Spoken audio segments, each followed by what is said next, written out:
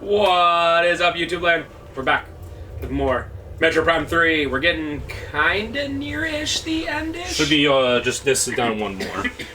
So let's go. So if you're wondering why I'm on Skytown for the millionth time again, this is where the game wants me to go. We have to backtrack to this thing because we just got the energy grapple. I did that off screen because it was just like 5 minutes of just absolutely nothing.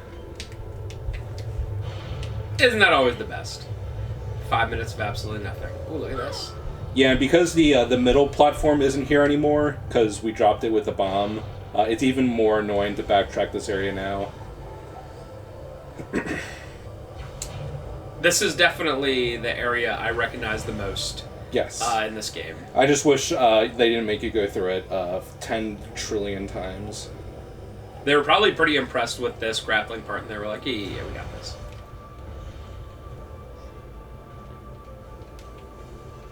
And this one you can't do unlimited, right? It's only like a certain amount of spin jumps you can do.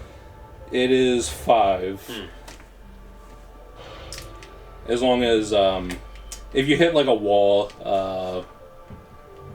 the thing that makes you the wall jump, it's like a very specific looking platform that kind of glows. If you do that and jump off it, then you get another 5. So you can do technically more than 5 in that case. I will say Samus, with all these extra powers she's getting kind of BTFO'd. It's pretty cool. There's not too many more. We're getting the Spider Ball now, very late. Like, everything she does now, like, hurts her. Like, even what you just did with that energy grab, it took, like, some damage, and she was like, ah! It's like, yeah. Yep. My God. The first time I did that, I had no idea what was happening. I was like, what do I do? If you try to tether it on the ground, it just doesn't do anything. And they give you a vague hint, like, it's like, oh, just do it from higher up. Oh, yeah, because of the physics. And now this becomes Castlevania. There's also, the clock tower. First sit down on my new PC. Should be better, more consistent frame rate, better quality. It obviously doesn't help that we're doing a Wii game. But, you know, it should look marginally better. If YouTube compression allows it. Sure. I also upgraded to DaVinci Resolve Video Editor instead of Windows Movie Maker because I was forced onto Windows 11. Wait, does Windows Movie Maker not exist anymore? Like the one we use is like it was discontinued by Windows 8 like over 10 years ago. Wow. Wow. Rip a legend. We use that for hundreds of videos. That thing just was, to cut them in half, obviously. That thing was definitely showing its age. It was having a really hard time doing 1080p rendering at 60 FPS. And if you did it like above a certain frame rate, it would start to like produce this like fuzzy artifacting that I noticed. It definitely did not like what I was doing. I was pushing it well beyond what I was supposed to. I wish there was a way to tell, like to go to a YouTube channel and see like how much physical hard drive space all the videos take. We probably are at like a terabyte. I'm sorry. No, I meant 100 terabytes. Yeah, it's probably at least like 10 terabytes. But like video rendering is like the more resolution you do, like it just goes exponentially higher in file size. Like people that like record in like 8K for YouTube, like those videos are probably like 100 of our videos. I guarantee like some no-name streamer on Twitch, like doing, let's say, a 2-hour stream, it's probably physically bigger than the entire first Matrix movie. Like, even the one where it's like the studio quality movie theater quality one. Definitely. That's just so crazy. When they, like, to make that movie, they had, like, essentially supercomputers, like, constantly plugging away. It was almost like Bitcoin mining, where it had to, like, constantly be editing and doing stuff. Well, and nowadays there can be someone streaming to one person on Twitch.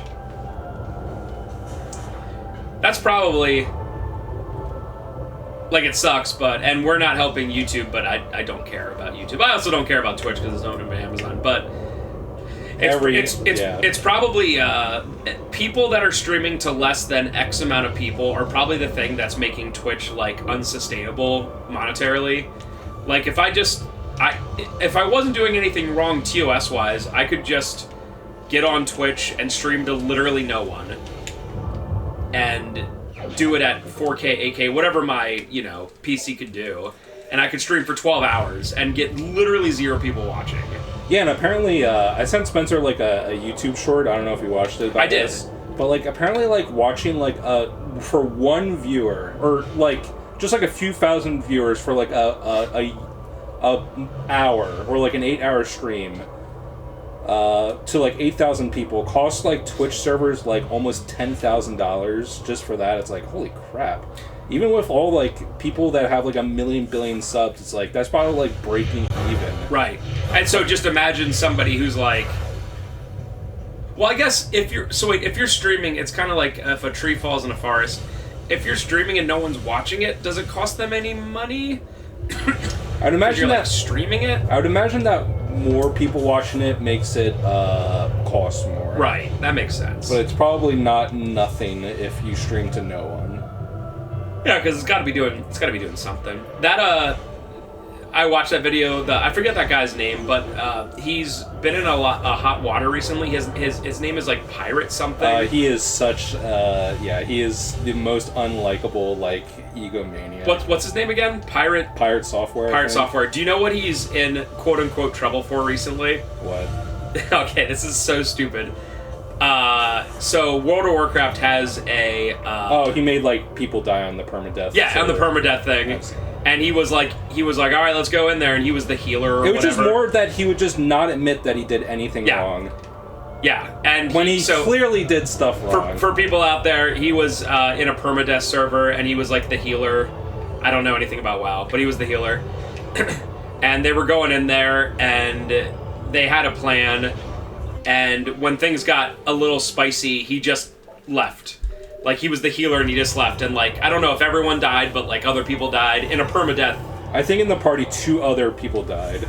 And then people were like, what the hell? And he was like, oh, it's not my fault at all. It's everyone else's fault. And the funniest thing is that he was like, I don't know what they expected.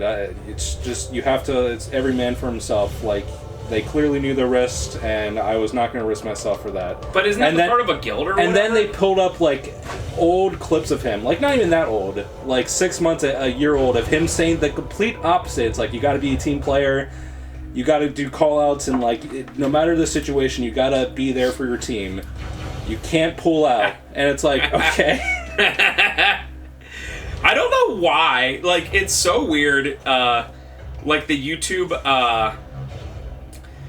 stuff that I find out, like, I never heard of that guy before, but somehow I watched a video on him doing that, and I was like, well, this is interesting, and I watched it, and I was like, I had no idea if he was, like, super big or super small, but, like, I just knew everyone was mad at him for that. I know he's gotten pretty big recently, but yeah, YouTube drama just spreads around like cancer.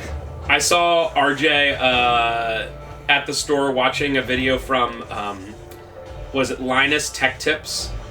And I think I'm thinking of the same guy. The only thing I can think of is that one picture of him sitting at his like computer with a headset on, and he like has like the saddest frown in the world on, and that's all I can think of about when I see that guy. There's a couple meme images of him, and he definitely has, or like the channel in general has embraced it.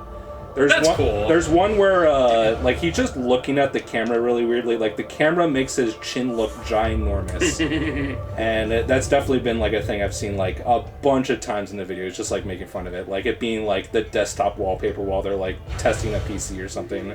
That's what I mean. So that's cool. That's what you have to do. To be a good sport about it. That's what you have to do, because with internet trolls, you just have to like be a good sport about it, or just not recognize it at all. The second you show any anger or say it's not true, they won, and they're gonna keep going. Like if someone like Darkside Phil was just like, oh yeah, I'm kind of annoying and I lost money in a gacha game, no one would like mess with them anymore, because they'd be like, well, this is boring. But it's just feeding into it. All the people like that, the locals, Boogie, and Wings of Redemption and all those people, like, if they could just be like, oh, okay, well, it's a troll, I don't care. Yeah, either they would just move on. Don't care or embrace it. But, like, when you try to, like, very, like, passionately defend yourself, like, you're gonna lose. There's no winning. They have infinite time. It's an army against one person. Oh, yeah. Yeah, and that's true. And it's people who have nothing, literally, and I don't mean this, like, for everyone, but most of them have nothing better to do. Yeah, they're just gonna go back to... That's their life, is to... They're gonna go back to Kiwi Farms and stage a raid on you. Just 24/7, just different people doing it. I think the YouTuber Internet Historian did it pretty good, like, a year ago. Like, there was something where he made this really long and actually really cool video about a caving incident, and they found out parts of it were essentially lifted off of, like, a story or, like, a wiki without permission. Like, it was one of those things where it was, like, not straight up, from what I understand, like, true stealing, but it was, like, he would just take long paths of it and, like, do what, like, a kid in high school would do and, like, change words here or there. And everyone was like, hey, what's up with this? And, of course, a lot of people got really mad. And what did he do? Didn't say anything, didn't do anything, just did not acknowledge it. And after, like, a month, it, like, went away. Like... Based. It's just what you have to do.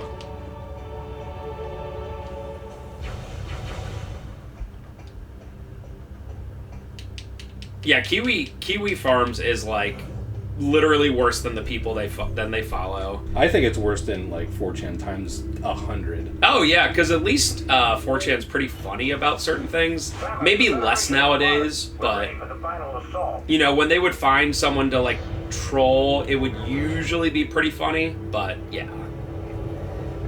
Yeah, they just, like, there's, like, passing fads on, like, stuff like that, but, like, Kiwi Farms, like, they'll, like, create cultures around it for, like, years on end. It's just like, well, Darkside Phil 10 years later did this thing, isn't that funny? It's like, no. Other than you 10 weird Kiwi Farm guys. Better make another 8-hour retrospective video about him. Well, I saw there was this video, Okay, let's just get this. Stop. Samus! We need you to Unit 2 here on the Come on! I mean, he's definitely the best voice actor in the game, but I hate this. Go here! I'm just gonna bother you every second or every day. Samus, do this. Who gets jobbed more by all the people around them? Samus or Isaac Clarke? Like, because in Dead Space, all people are constantly like, Isaac, go do this! We'll be here! Go do this! Save us, Isaac! I actually just recently replayed Dead Space 2, and there is some moments of that, but a lot of times he's also just, like, proactive about it, too. Maybe I'm just thinking of Dead Space 1 when he's still, like... Yeah, Dead Space 1 is definitely the worst, where he has to do everything. But there's a lot of times in Dead Space 2 where he offers to do the thing himself. You know, and I guess it makes sense, considering both of the characters... I know Samus isn't a silent protagonist, but for the most part she is. Like 95%. Right. And even in the, I guess he's not a silent protagonist in the remake, but I don't remember him talking a ton. In Dead Space 2 and 3, he definitely talks. No, in 2 and 3, but I meant in the remake. I know in 1 he's a pure silent protagonist. He talks a good bit in the remake. Dead Space 1 is so funny because it reminds me of that South Park meme where Kenny has to do everything that I mentioned last time, where it's just like, Isaac, I'll be over here in this safe room away from everything. Will you go literally out in space and find this piece and bring it back in? Thank you! Did I... Yeah, dang. So yeah, I don't know who's worse, who gets it worse, but it feels like in most of the, at least Metroid Prime games, everyone's like, hey Samus, could you save the entire universe? Thanks. Yeah, I don't know. I feel as if there's probably characters that are worse than that, other than these two. I mean, Snake in, like, MGS1. Because, like, Samus is usually alone in most of the games. It's really bad in, like, Other M is, like, hilariously bad. In this game, it's also annoying, but a lot of the games, like, she's just alone. That's true. And then Isaac in 2 and 3 is pretty proactive by himself. Yeah, Snake in MGS1, like, every time he wants to do something, like, one of his compatriots is like, actually, I wasn't telling you the whole thing, and here's what you have to do now. I'd be like, cool, thank you. So you knew the whole time about all this stuff, but you didn't tell me because reasons. Got it, cool, awesome. Yeah, I'm just trying to think of a worse example. There definitely exists, but I just can't think of any.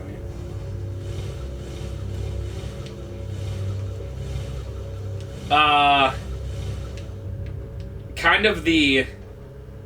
You know what? In a weird way, Kratos from God of War 1 and 2, especially 1, because he's, like, just essentially doing the god's bidding. And, like, obviously he's not, like, happy about it, but he just has to, like, do it. And, like, the gods are, like Athena's like, hey, you have to kill all these other gods because reasons. And he's like, that's a good one. Because, like, the gods are just doing it because they're, like, petty and they just... And they want to kill the other gods and stuff, yeah. And, like, they could do it themselves. Like, Kratos isn't even, like, that strong. He's only strong because all the gods, like, take advantage of him. Like, here's this power, go kill this guy. Oh, no, you killed me, too! How could I have seen this coming? Like, Ares was definitely, like, way stronger than Kratos, but, like, he would just, like, bully Kratos, and then Kratos would get mad and then get some power to counter him, and then ultimately kill him. It's like, good job, Ares, you absolute moron. That's like the James Bond villains, where they're like, I could have killed you, but let me tell you everything about everything.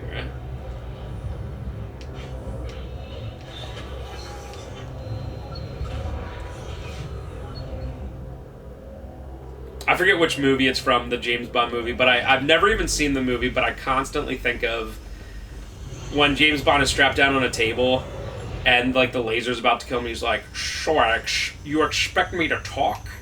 And he goes, no, Mr. Bond, I expect you to die. And I'm like, yes, so based! That's such a good line. 50 years later, it's still... And I have no idea which movie it's from. But... Also... The people who own James Bond, so I'm not a big Bond fan, like, I've seen, I don't know, maybe 6 or 7 of them. I really like Casino Royale, the first one with Daniel Craig, and I like GoldenEye too. Anyway, the fact that when Daniel Craig was like, I'm done, they didn't immediately go, hey, Henry Cavill, will you be the new James Bond, is, like, preposterous. Like, he's suave, he's literally British, he's super handsome, he's got the Riz, as the kids would say, he's done action movies. Like, the fact that they didn't immediately go, hey, someone call Henry Cavill's agent. Like, the last movie came out, like, 3 or 4 years ago, they could have another one done by now, and they still don't have somebody worked out. And... idiots. That is pretty weird. They the person ahead of it, as the head of it, when someone was like, well, what do you think about the next James Bond? And they were like, there are 2 prerequisites that you have to be James Bond. One is you have to be a man. That's what they said. I'm sorry.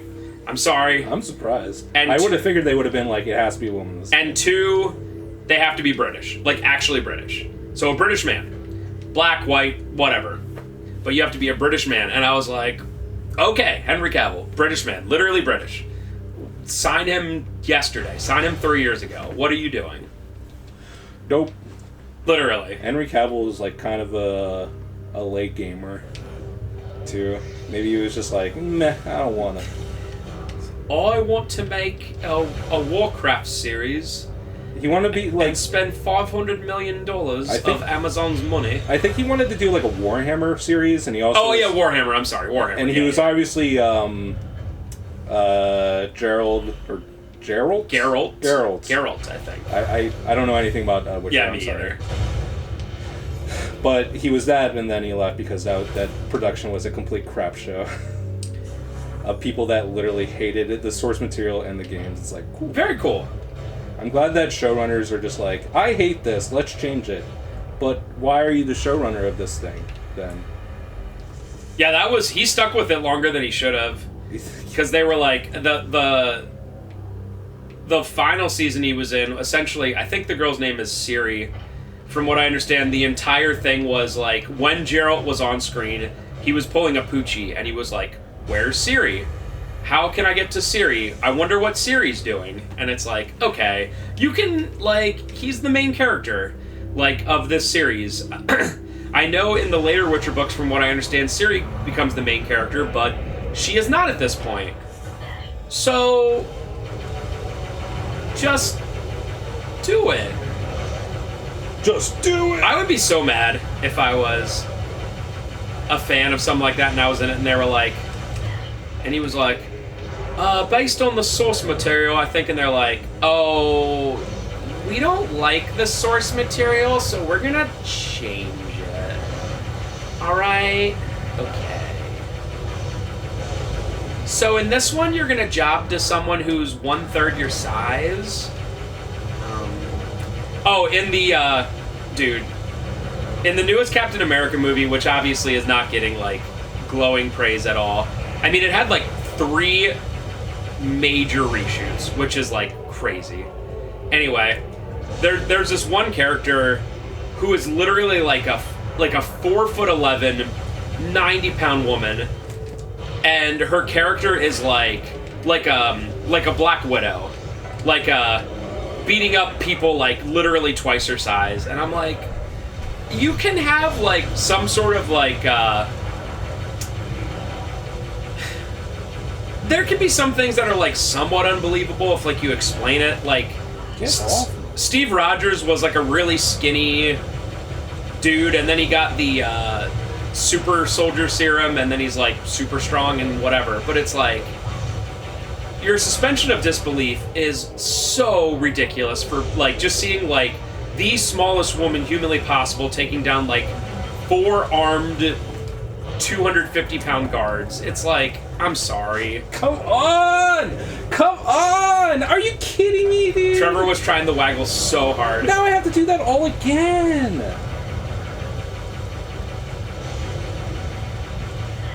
He was waggling so hard, it was not. It was not. I just can't believe it didn't register it once. I was waving my arms so hard. Anyway, about that movie, I can't believe they got Harrison Ford to be Red Hulk when he is 97 years old. It's like, could you get someone who isn't 90? Do you know the craziest part about that movie in general? It is essentially a sequel to Hulk 2008, which is actually a Marvel movie that technically isn't really part of the MCU, because the first one where it officially creates the Marvel Cinematic Universe is Iron Man from, I think, 2009 or also 2008. So the Hulk from 2008 without Edward Norton is like kind of non-canon, and also it's a 17-year-old movie. Thank you. So literally, to fully understand that movie, right? To like really understand what's going on, you have to be pretty dang familiar with all of the characters from a 17-year-old movie, which they don't tell you. It's not called Hulk 2, it's called Captain America. And you also have to be familiar with all the characters from a Disney Plus show from 4 years ago that was not received well and not watched by a lot of people. That sounds really smart to me. Yeah, the Disney Plus, I mean, the multiverse and especially the Disney Plus shows killed the MCU. I mean, it's just dead. Like, if I saw a movie called Captain America, I'd probably be like, oh, let me get familiar with the other Captain America movies and, like, see what's up, right? But why would you ever think, I should watch the first movie to come out by Marvel before the MCU? I should know all these characters. What were they thinking? But honestly, I'm glad that the MCU is dead, because I am sick of cape crap.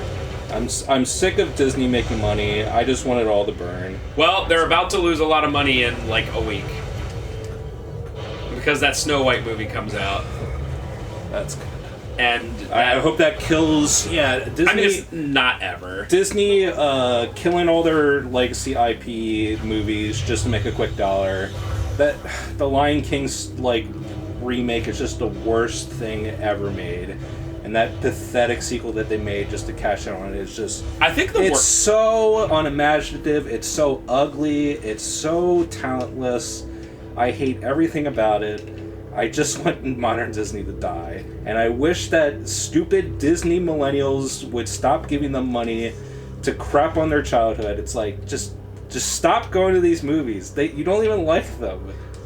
I watched a video about like Disney World and how nowadays, I mean, living life is expensive, but like how it's like far more expensive than it was even like 5 or 10 years ago, and how they're like essentially at this point Disney is just banking on Disney adults, because like it's not, dude. Okay, cool controls. It's not something that like even families can afford anymore. Like, yeah, their recent advertisement was to childless Disney adults literally, is what they want, or just to ditch their kids. It's like, we'll come by ourselves. It's like, I can sort of understand it, because like if I was a kid going to Disney World and I had to wait in a line for 3 hours, I'd be bored out of my mind. It would suck so hard. But like, even with the fast pass things, we're both millennials. I hate millennials. It's the worst generation. Gen Alpha is a billion times better. Even Zoomers are better. I think Boomers are worse, but we're definitely second worst. It's not even close. Gen X doesn't really care about anything. Boomers are super hateable because they still have all the power. Yeah. And for some reason, Gen X just did absolutely nothing, and they're not important at all. They're not. They really are. And like millennials are already like replacing Gen X. It's really strange. It is very like Gen X are just hippies that are just like, okay, we don't care, whatever. We're lost, and we don't care about being found, kind of thing. But yeah, I was watching just like how much it costs to just take a family of 4 for like 3 days, and it's like there are no cheap options. It's just absurd. We were actually invited to go down with our cousins that are really big Disney people, and I was like, Ash, we literally like it's thousands and thousands of dollars for like what? Like, I wouldn't enjoy it. I hate huge crowds. I hate waiting in line. Yeah, and then you have to deal with Julian and Luna being annoying all the time. Yeah. If you went with them. Yeah, and it's just like, it sucks because it doesn't matter how cool something is. If there's a bunch of people doing it as well, it just becomes not fun, in my opinion. Like, I'm sure the rides at Disney are great, or at the very least good. They're fine. They're just not what's worth waiting 3 hours for. Yeah. And then you have that whole like, I was watching a video on like how they do like modern fast passes like all on your smartphone, and it's just like you can pay arbitrary amounts to be like, hey, you can get it a bit faster this way. It's like, really? They're doing microtransactions on fast pass wait lines now? You pretty much have I hate the world. You pretty much have to like literally be a college-educated, like, event planner to utilize your time at a place like Disney Best. You know what I mean? Like, you can't just walk into Disney and be like, I want to go to Disney for a day. Let's see what they have. It's like, no. You have to know exactly where you're going at every moment. You have to know when your fast passes are ready, when you're eating. You can't just be like, oh, we're hungry, let's go eat. No. Like, a lot of the restaurants, you have to have everything set up months in advance.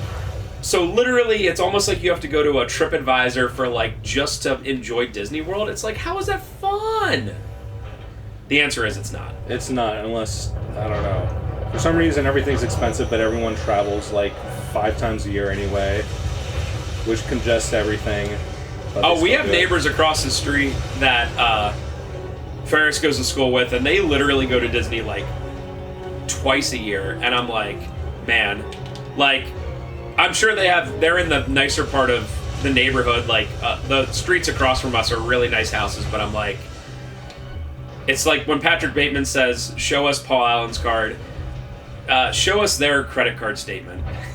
Like, going to Disney literally twice a year, like, it'll be like Thanksgiving break, and they're like, we're going to Disney for like that, like, 4 or 5 days. It's like, holy crap, like, dude, show me that credit card statement, baby. By the way, I just want to say, I know that this is just a stupid game abstraction, just Metroid thing, but we're on the Space Pirate homeworld. How are any of the Space Pirates supposed to operate any of this stuff, other than specifically Samus? Oh, yeah, because they wouldn't be able to jump up here. I know it's not something that you're actually supposed to think about, but it's like, there's so many things that it's like, get in this morph ball thing and do the boost ball to turn it 360 degrees. Like when we were doing that puzzle before the Metroid Hatcher, it's like, what are you supposed to do if you're a space pirate? How do you interface with this thing at all, other than you being a ball as Samus? Anyway, that's my epic gamer rant. That's Trevor's version of, you know what's bull crap. That's my version of, if I was in a zombie apocalypse, I would do this and I wouldn't die. Trevor sits down and goes, you know what really grinds my gears, Quahog? Metroid stuff. Doesn't make any sense. So speaking of zombie stuff, I've been reading this comic from like 15 years ago. It's called Crossed. Crossed. It's a pretty cool idea where it's the normal zombie tropes of like, if you're bitten, you become a zombie or whatever, but instead of being like The Walking Dead, like literally like slow zombies, it just essentially makes them become... It's like if the inhibitions in your brain that like stops a normal human being from like, say someone cuts you off in traffic, and you get mad, but then 1 second later you're like, it's fine. It's like if it turned off all the inhibitions in your brain and you just did all of your crazy primal urges. Like if you saw someone, you're like, I don't like their face. You know, in real life you'd be like, okay. But in this, they're just like, I'm gonna eat their face, and they just become like Ravengers, and it's really cool. It's a really cool idea because it's like kind of like the fast zombies from like a World War Z, but also they're like kind of humanoid, but kind of not, and they're not just like